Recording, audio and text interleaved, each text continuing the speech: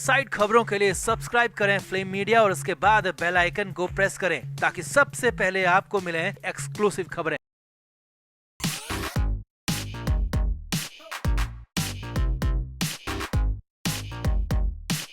मुंबई से बड़ी खबर है, महाराष्ट्र से खबर है। संजय राउत उद्धव ठाकरे के बेहद करीबी हैं, उनसे पूछे बगैर उद्धव ठाकरे एक भी फैसला नहीं करते। लेकिन यहाँ पर तो संजय राउत कोई किनारे कर उद्धव ठाकरे ने बहुत बड़ा कदम लिया है, बहुत बड़ा फैसला लिया है। और जो काम संजय राउत करने नहीं दे रहे थे, जो काम संजय राउत करने देना नहीं चाहते थे, वही काम उद्धव ठाकरे करने लगे। और यहाँ तक कि अपने बेटे आदित्य ठाकरे और भतीजे को भी इसी काम में लगा दिया। और ये आखिरी चांस है। जी उद्धव ठाकरे के पास अब आखिरी चांस बचा हुआ है, इसके बाद उनके पास कुछ नहीं बचने वाला है। तो दिखाते हैं, बताते हैं आपको ऐसा क्या हुआ, क्यों हुआ, सब कुछ बताएंगे। आप इस वीडियो को शेयर करें, कमेंट बॉक्स में अपनी राय जरूर दें।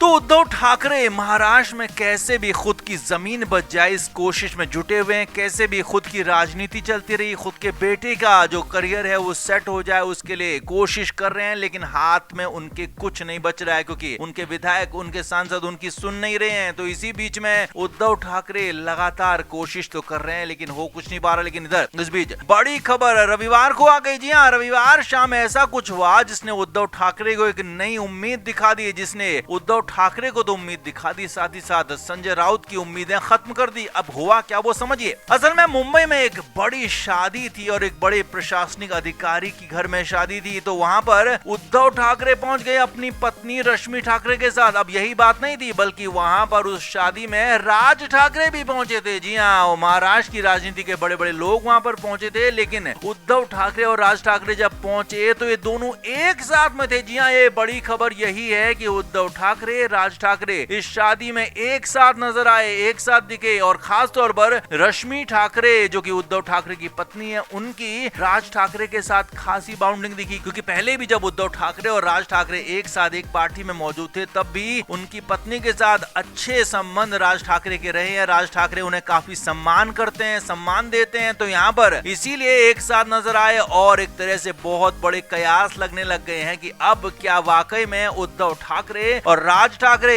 एक बेंच पर आ जाएंगे, एक मंच पर आ जाएंगे। क्योंकि खबरें लंबे समय से चल रही थी, लेकिन यहाँ पर अब साफ साफ नजर आने लगा है। खबरें तो यहाँ तक हैं कि उद्धव ठाकरे और राज ठाकरे में पैचअप कराने की कोशिश में खुद रश्मि ठाकरे जुटी हुई हैं, लगी हुई हैं। वो चाहते हैं कि दोनों भाई कैसे भी एक मोर्चे पर आ जाएं, एक पेज पर आ जाएं। इसीलिए यहाँ पर बहुत बड़ी कोशिश की गई। अब यहाँ पर मस्ती भरा माहौल चलता रहा, तीनों बातचीत करते रहे, हंसते रहे, गुनगुनाते रहे। लेकिन यहाँ पर यह हैरानी भरा मोमेंट था, क्योंकि यहाँ पर संजय राउत नहीं थे। जी हाँ, अक्सर उद्धव ठाकरे के साथ संजय राउत हर मोर्चे पर या कहें कि हर कार्यक्रम में मौजूद रहते हैं, लेकिन यहाँ पर संजय राउत को साथ में नहीं लाया गया था। खुद रश्मि ठाकरे भी नहीं चाहती होंगी कि यहाँ पर संजय राउत आए, क्योंकि संजय राउत उद्धव ठाकरे को कहीं और लेकर जाते हैं या कहें कि कुछ और ही उनको सिखा पढ़ा देते हैं। तो यहाँ पर खुद रश्मि ठाकरे ने मोर्चा संभाला, अपने देवर राज ठाकरे को साथ में लाने के लिए, साधने के लिए, उद्धव ठाकरे से मुलाकात कराने के लिए, दोनों के बीच में बातचीत के बाद आगे बढ़ाने के लिए, सबको साथ लाने के लिए कोशिश की जा रही थी। तो यहाँ पर ये बहुत बड़ा मौका था, मुंबई में शादी का मौका था। इससे पहले भी एक आध मौकों पर ये दोनों भाई एक साथ मिले हैं, नजर आए हैं साथ में, लेकिन हम इस तरह से कभी हुआ नहीं है। तो यहाँ पर अब एक बार फिर से राज ठाकरे के साथ उद्धव ठाकरे दिख रहे हैं और जल्दी, बहुत जल्दी राजनीतिक तौर पर साथ आ सकते हैं। अब संजय राउत हमेशा ही राज ठाकरे का या कहें कि उनकी राजनीति का विरोध करते रहे, क्योंकि राज ठाकरे संजय राउत को पसंद नहीं करते। और अगर ये दोनों साथ में आ गए तो सबसे पहले एक झटके में संजय राउत का करियर खत्म होगा, संजय राउत की राजनीति खत्म हो जाएगी। इसीलिए संजय राउत नहीं चाहते थे कि राज ठाकरे के साथ उद्धव ठाकरे जाएं, लेकिन अब उद्धव ठाकरे फैसला कर चुके हैं, ऐसा नजर आ रहा है। क्योंकि यहाँ पर उन्होंने अपने बेटे आदित्य ठाकरे और राज ठाकरे के बेटे अमित ठाकरे को भी इसी काम में लगाया है, क्योंकि दोनों भी एक साथ नजर आए थे, दोनों भी मिलते हुए अच्छी से बात करते हुए नजर आए थे। तो कुल मिलाकर महाराष्ट्र में उद्धव ठाकरे ने आखिरी दांव खेल दिया, आखिरी चांस उसके लिए आ गया। तो अब देखना होगा कि कितनी जल्दी राज ठाकरे और उद्धव ठाकरे एक पेज पर आते हैं। तो उसके बाद अगर आ जाते हैं तो क्या फैसला होता है। तो आप भी इस पर कमेंट जरूर करें, वीडियो को शेयर भी करें।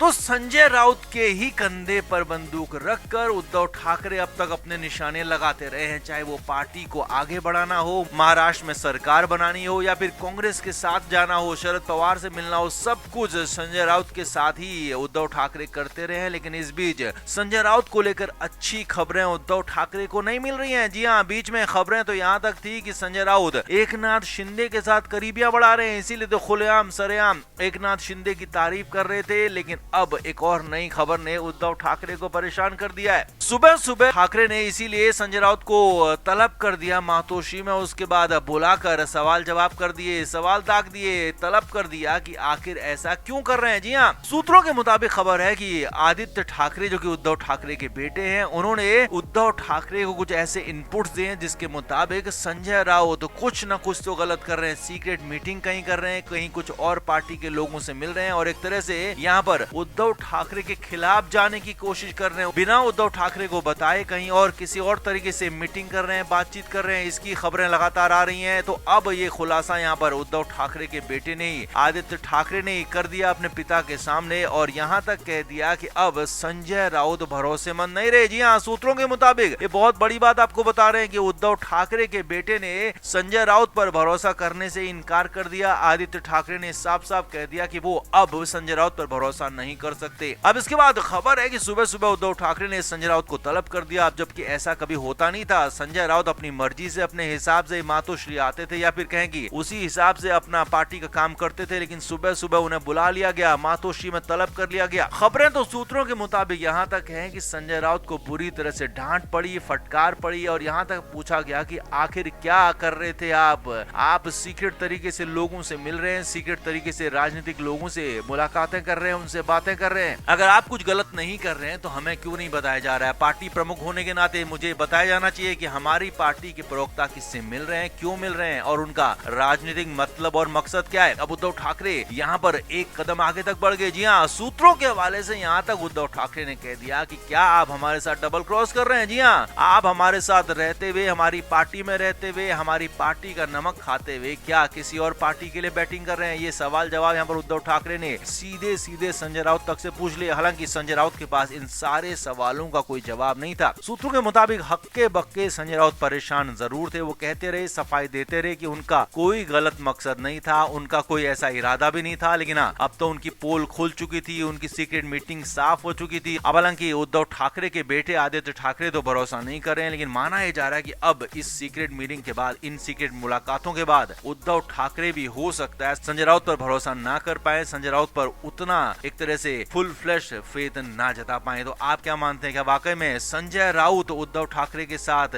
गलत कर रहे हैं, डबल क्रॉस कर रहे हैं? कमेंट बॉक्स में आप भी जरूर बताएं, वीडियो को शेयर भी करें।